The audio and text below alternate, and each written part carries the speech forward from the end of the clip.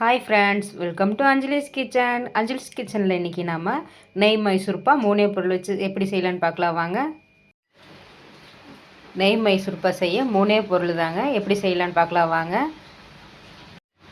கடலை மாவு 1 கப், சர்க்கரை 1 கப், நெய் 1 டம்ளர். வாங்க எப்படி செய்யுதுன்னு பார்க்கலாம்.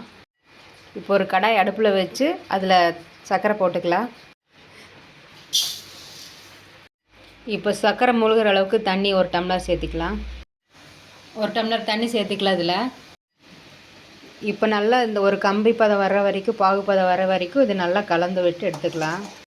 இதில் நம்ம எடுத்து வச்சுருக்க கடல மாவு போட்டு மெதுவாக கலக்கலாம். இப்போது கடல மாவு பச்சை வாசம் போகிற வரைக்கும் நல்லா கலந்து எடுத்துட்டோம். இது கூட நம்ம எடுத்து வச்சுக்கிற நெய் சேர்த்து கலந்துக்கலாம். இப்போ இந்த பதம் வந்ததும் நம்ம ஒரு தட்டில் நெய் தடவி வச்சுருக்கிறோம், அதில் ஊற்றிக்கலாம். இப்போ இந்த மாதிரி தட்டில் நல்லா ஊற்றி கொஞ்சம் நேரம் ஆற விட்டு கத்தியில் கட் பண்ணிக்கலாம். இப்போ ஒரு கத்தி வச்சு இதில் கட் பண்ணிக்கலாம். இந்த மாதிரி நல்லா கட் பண்ணி எடுத்துக்கலாம். இந்த மாதிரி கட் பண்ணி எடுத்துக்கலாம். அவ்வளோதான், நம்ம மைசூர்பா ரெடி.